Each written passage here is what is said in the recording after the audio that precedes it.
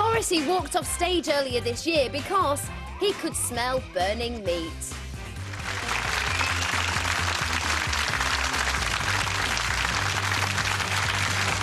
That's right, Morrissey walked on stage early this year at a festival in LA because he could smell burning meat. He returned 20 minutes later after the air had cleared. We're into the last bit of this morning's show. We're asking if Morrissey was right to storm off stage after a moron lobbed a bottle of water at him, hitting the star on the head. Glenn, Ken, Stevens' views in a mo. Yours on the usual number as well, 0207 173 5555. The former Smith star flounced off halfway through the second song of the night up in Liverpool. You can see the moment of impact there quite clearly. His walk-off left 8,000 fans feeling well, Mardy, because they paid up to £35 each for the pleasure of seeing the star play in Liverpool and got less than 15 minutes of fun. Some felt he should have got on with the show. He should be used to such stupidity by now, they reckon. Others felt he was quite within his rights to walk off. He's not been well, they said, which is quite true. The 50-year-old collapsed a couple of weeks ago with breathing problems. Lobbing bottles of water, beer and pee-pee at performers at open-air festivals was part of the fun when I was a kid. I remember lobbing a bottle of water at the tall guy in the Thompson twins at Crystal Palace, hit him square on the head, and he didn't miss a beat. That's rock and roll. So if Mozza thinks he had problems, my good friends Hawkwind, they've had much worse to deal with. At one gig in the early 80s, they had a loony taking pot shots at them with a shotgun. And well, actually, they did walk off stage. What about you, Glenn? Anything been chucked at you? Yes. We, in the early days of Squeeze, this was when punk was prevalent, it was commonplace to get spat at, but we played it. That was unpleasant enough, but it was somehow doable, although I doubt if I'd like it now as much as I didn't then. We played at veterinary college and we had animal fetuses thrown at us.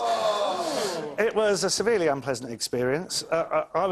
We just carried on regardless and finished the show. So you did finish the show? We finished the show, but at the end, it was only at the end when we were walking off stage that I became aware of just what it was that was being thrown at us. You know, obviously someone's having a Was it not cool for cats, then? It was not cool for cats.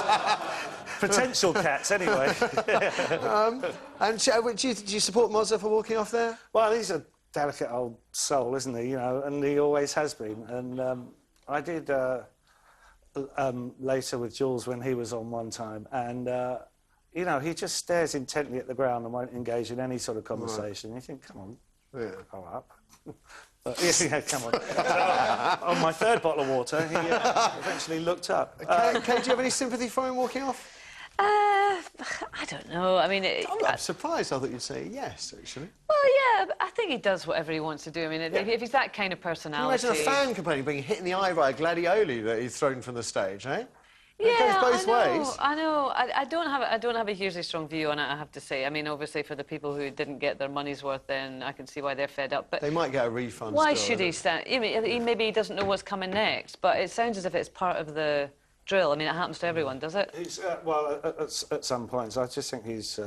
you know, if you've got spotlights on, you don't know what's coming. You don't get to see anything until it's there. You know, right, that's the thing. You can't exactly You had anything, stuff. Stephen, thrown in? I've had stuff thrown at me on stage, and obviously because it's a comedy situation, people are sitting in their seats. But I have stopped the show, and I've got whoever threw that thing to get chucked out, because you're not on stage to have things thrown, missiles thrown at you. At the end of the day, Well, if you're not funny, you don't think you deserve it then? No, of course not. No, that's not why you're there. You're there. Are there any scenes we were throwing things at you on your new DVD? Oh. I just wondered. I was just asking. What about our audience? Next reads Liza, so she's been to a couple of gigs. So is Morrissey right to walk off? I think each to their own, really. I mean, if he was unwell, maybe he shouldn't have even done the gig, but it was the fact that when he did walk off, he never even came back and apologised. He sent his right-hand man on to apologise. Said, Morrissey won't be back with us this evening. It's so sad. I wouldn't be bothered, like, but no. Have you ever thrown anything at anybody? No, but... Probably would at Morrissey. All